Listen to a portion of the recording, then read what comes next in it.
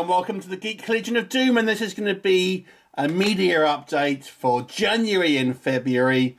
Obviously the post-Christmas blues. It's not a huge stack, but I have a few bits to go through. First one being this bad boy. This is a giant Funko Pop. I have kind of dialed back on buying Funko Pops, but I actually got this one for just £10, so, you know, why not, eh? I do like the Masters of the Universe, and I didn't want to get just the generic He-Man or Skeletor, but I saw this one for £10, and I thought, well, you know, Trapjaw. He's no Triclops, but I like Trapjaw. Anyway, so there you go. So let's look at the actual kind of media. It's all Blu-rays. Let's get on with the first one. So the first one we're going to talk about here is called The Jester. And this is a kind of Terrifier style kind of slasher movie. And I got a screener for this some time ago. And I watched it and look. Terrifier meets Wishmaster. What genius said that? Oh, well, there you go. So, yes, I have a quote on the Blu-ray of that one, and I kind of liked it, so I thought I would obviously get myself a copy. There you go. And in regards to that, watch the review, and you'll see the context of why I say that. Anyway, next up we have what I consider is somewhat of an underrated Kevin Costner movie in The Postman, which is a kind of a post-apocalyptic movie where Costner effectively finds a, you know, crashed post van and puts on the kind of the uniform and delivers the letters and ends up kind of inspiring people to rebuild their lives. And I quite liked it, and I actually quite like the final confrontation because you think it's going to be this big battle, and it ends up being a one-on-one battle. And a lot of people didn't like that, but I actually did like it in the context of this film. I think it worked. So I personally feel The Postman's actually somewhat of a underrated Costner movie. Next up we have Alone in the Dark 2. Now, the original Alone in the Dark was a Uwe Boll movie that starred Christian Slater, obviously based on a video game. Now, I have seen that one, although not recently, and I haven't reviewed it. But I haven't actually ever seen Alone in the Dark 2. So this one is not directed by Uwe Boll. So I really have no idea what this film's like. So I thought I would give it a punt. And I've yet to watch it, so probably maybe I'll review it at some point in the future.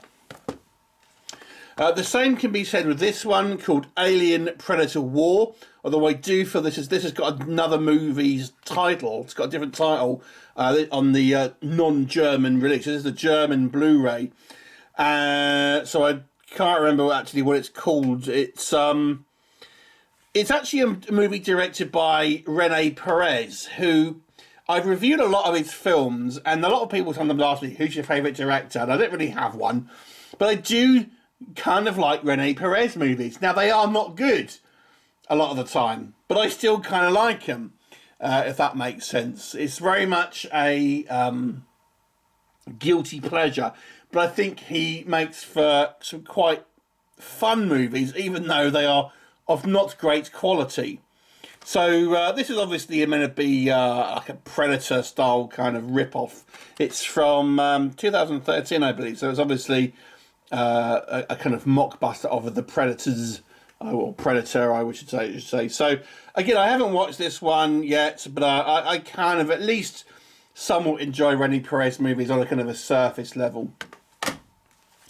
Next up, we have an Arrow release, although this is an American Arrow release for Mako Jaws of Death, which is a kind of an older shark movie that I've never actually seen. It's one of those movies that I always knew of, but never actually got round to seeing. Now, this one's actually a double movie. It's got The Naked Zoo, which, to be honest with you, I have no interest in.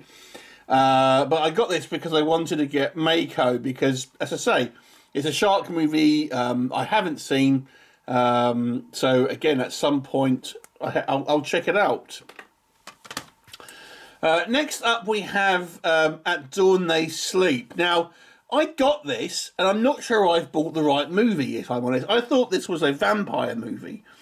But when I got this, I've kind of looked at it and think, that doesn't look like a vampire movie to me.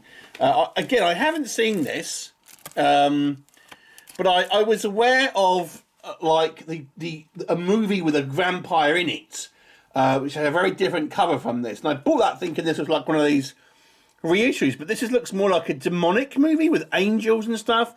Again, I haven't got round to watching this one yet. I think this is a Vinegar Syndrome release, or at least one of their partner labels.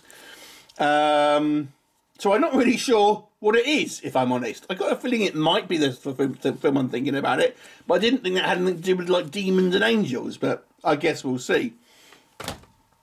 So finally a movie I have seen, and this is Burial Ground. And this is one of my favourite Italian zombie movies. And I've kind of wanted to get a release of this for a while. There's so many. I've got this on DVD. And there's so many releases on Blu-ray that, you know, I kind of bid on them on eBay every so often, but I kind of got outbid. And I didn't want to spend tons of money on it, to be honest. But I ended up getting this Severin. So it's an American release, I believe, although it is multi-region, which is good. Otherwise, I wouldn't be able to watch it. And this has got, to be fair, this is the kind of the cover I'm happier with, because I kind of quite like this newly commissioned artwork. Burial Ground is one of these movies that's got like a ton of names, various different kind of names, and I quite like it, and it's very famous for having this adult play this child who has an interesting relationship with his mother. That's all I'll say. There you go. Next up we have Night Hunter, and this is one of these films that you'll get a kind of an action star, in this case Don the Dragon Wilson, kind of dip their toe into a kind of a horror movie. You know, we've seen it with Schwarzenegger at End of Days, we've seen it in Chuck Norris and Hellbound, and this was Don the Dragon Wilson's one. It's still an action movie, but with kind of a supernatural twist. This one being kind of like a Blade, really. That's in Blade the Vampire Slayer. So it's kind of like a Blade-esque style movie where Don the Dragon Wilson is effectively a vampire hunter. And this one stars Maria Ford as well. And I didn't realise this is a really limited edition, which I didn't realise when I actually got this from Amazon. So yeah, I don't know if you can see there. Only 66 versions of this particular cover. There are a few different covers. I didn't really like much of the artwork, to be honest. This is the one that I think that's closest to the VHS cover that I remember. And I have done a review of this movie that I actually watched it on YouTube, actually, and reviewed it from there. I had it on VHS. It's an okay vampire movie with some weird speeded up scenes, but there you go. Also a German Mediabook, I got Battle Beyond the Stars, which in German is known as Sador, which is the bad guy, Sador of the Malmori. And now I've actually got this twice already. I've got the Steelbook from America, and I've got the Spanish Blu-ray release. I didn't know if I really wanted to treble dip, to be brutally honest, but I kind of like the fact this has got the original artwork on it, and you know, the Steelbook has got like newly commissioned artwork.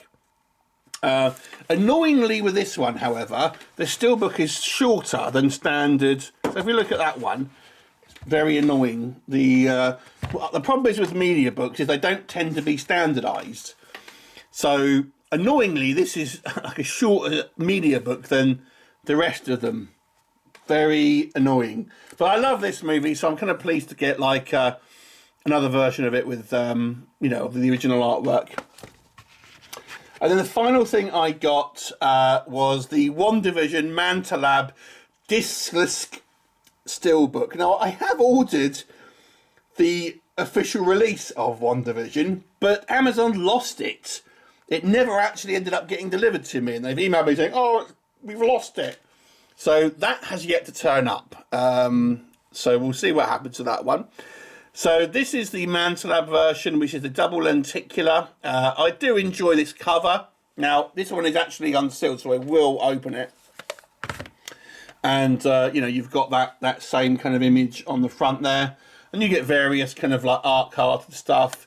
WandaVision was one of the Disney Plus series that I actually kind of enjoyed. I'll be honest with you, I've been very mixed with a lot of that stuff. I didn't really like Loki, that's why I haven't picked it up yet. And, you know, I do like some of the other ones. I like Falcon the Winter Soldier, for example. But this one is a Manta Labs one, and it is a numbered one from... let's have a look. I can't even read it. I've got any glasses. 1,250. So yeah, so not a huge amount this last couple of months because obviously I spent a lot of Christmas. What do you think? Any of those kind of titled Tiggle ones fancy? Do let me know, and I shall look forward to seeing you next time. Bye for now.